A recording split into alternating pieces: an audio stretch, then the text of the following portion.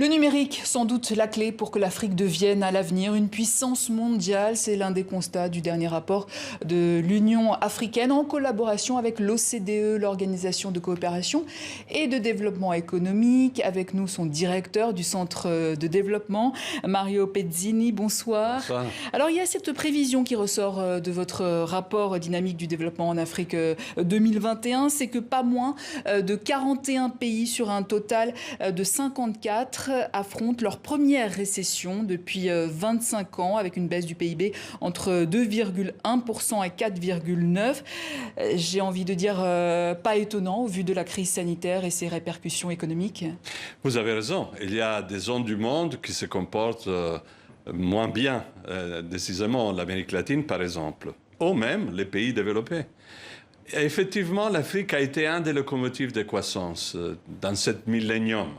Dans les premières 20 années, tous les ans, l'Afrique avait un taux moyen de croissance de 4,6. Pour vous donner une idée, en Asie, on était à 7, donc mieux, mais en Amérique latine, seulement à 2. Et les pays OCDE, ils se sont portés très mal.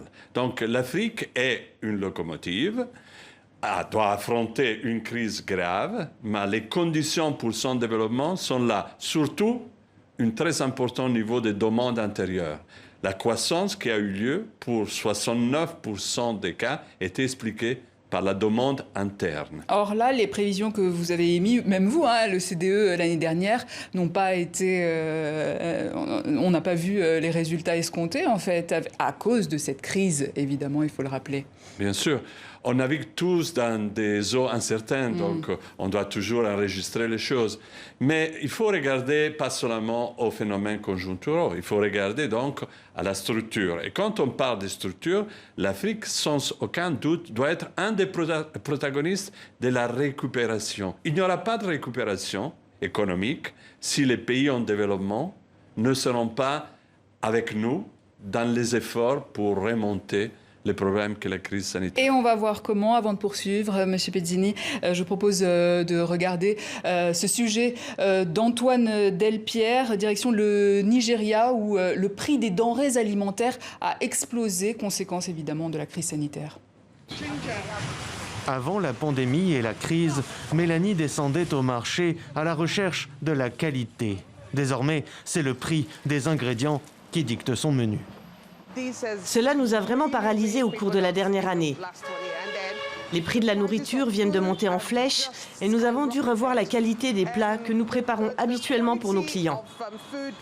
L'inflation des prix des denrées alimentaires a explosé. Près de 20% d'augmentation en décembre dernier, après 16 mois consécutifs à la hausse. Le coût de l'oignon blanc, par exemple, très utilisé dans ce restaurant, a plus que triplé en un an. Le confinement et les fermetures de frontières aux importations bon marché ont eu raison de nombreux commerces. La plupart de nos produits ne sont pas fabriqués localement et ceux qui sont fabriqués localement viennent du centre du pays où il y a des combats et l'insécurité. Donc les prix ont vraiment augmenté. On parle du double. Et malgré l'ouverture des frontières le mois dernier, les prix restent élevés encore aujourd'hui. Même si le gouvernement a autorisé certains transports, accordé des permissions sur certaines productions alimentaires ou encore aménagé les périodes de restriction, il y a bien eu un confinement. La circulation est désormais possible, mais certains des produits qui arrivent sont périssables et restent donc chers. Pour ne rien arranger, l'épidémie est repartie à la hausse, notamment dans la capitale, où le virus et ses conséquences sanitaires effraient relativement peu au regard de l'extrême pauvreté qui règne ici. Le Nigeria vient d'annoncer entrer en récession pour la deuxième fois en 4 ans. Avec l'Inde, il est le pays qui compte le plus grand nombre de personnes pauvres au monde, 90 millions pour quelques 200 millions d'habitants. Et face à cette récession, M. Pezzini, vous constatez dans votre rapport que la crise du coronavirus est en train de permettre d'accélérer cette transformation numérique de l'Afrique. En quoi, au juste ? Mais d'abord, quand on regarde les capacités de réponse des pays africains, on trouve que dans beaucoup de cas, ils sont meilleurs même de beaucoup de pays du G20. Et cela, ça se passe grâce souvent aux technologies digitales. Le numéro de comptes mobiles en Afrique est le plus élevé au monde. Pratiquement 500 millions de comptes, ils sont déjà là. Mais maintenant, le secteur technologique en soi, c'est un facteur de croissance. Mais ce n'est pas vraiment la clé de la transformation. La clé de la transformation est l'utilisation des technologies digital dans les secteurs productifs industriels. Ça peut apporter à l'Afrique des avantages comparatifs additionnels à ceux qui déjà ont existé. Mais qu'est-ce que la crise sanitaire a apporté de plus à ce domaine-là ? Vous savez tous que nous, on a utilisé énormément les technologies digitales pour communiquer déjà. Or, l'Afrique a un système de fonctionnement économique et social qui est basé sur l'interaction. Donc, quand cela n'est pas possible, il faut se débrouiller et inventer tout système de communication et de transactions économiques alternatives. Bien évidemment, le digital représente le principal. Donc pour vendre, pour produire, l'école à distance exactement a été propulsée, la santé à distance exactement, mais qui dit digital dit emploi évidemment, et là est tout l'enjeu également. Oui, bien sûr, parce que quand on regarde les entreprises digitales eux-mêmes, elles produisent à peu près 270 000 emplois par an dans des pays qui ont 9 millions de jeunes qui arrivent tous les ans dans le marché du travail. Donc, ce n'est pas suffisant.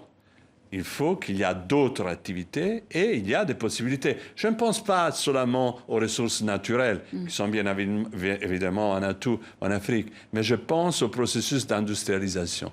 Et là, il faudra des politiques industrielles pour accompagner les petites et moyennes entreprises, souvent informelles, à augmenter leur compétitivité. Mais est-ce que vous voulez dire qu'avec tout ça, avec ce numérique, l'Afrique peut devenir la future puissance mondiale ?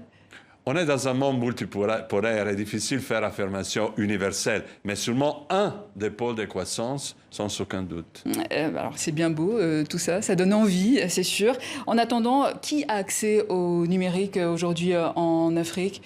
Là, c'est un des problèmes, c'est-à-dire le gap, la distance qu'il y a entre les zones rurales, par exemple, en termes de dotation, et les zones urbaines est énorme. On parle de 26 dans les zones rurales et 47% des populations qui ont accès. Donc là, il faut intervenir. Comment ? Avec des infrastructures. Et les efforts que l'Union africaine, le NEPAD, sont en train de faire dans le domaine sont importants. Il faut les appuyer, il faut les soutenir.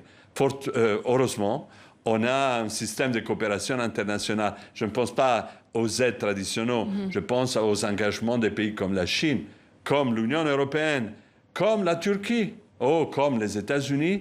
Il faudra coordonner ces efforts pour doter davantage d'infrastructures le continent africain. Manque d'accès, mais également l'alphabétisation. 30% seulement de l'Afrique est alphabétisée. Si on ne sait pas lire et écrire, comment accéder aux nouvelles technologies ? Et pas seulement, il faut deux alphabétisations, la scolaire traditionnelle, mais aussi l'alphabétisation digitale. Parce que le digital fonctionnera si vous et moi, on peut parler le même langage. Sinon, moi je connais les technologies, mais vous ne pouvez pas travailler avec moi. Il faut qu'il y ait une alphabétisation digitale pour l'ensemble de la population et des services spécifiques pour les petites et moyennes entreprises. Mario Pezzini, merci. Je rappelle que vous êtes directeur du Centre de développement de l'OCDE.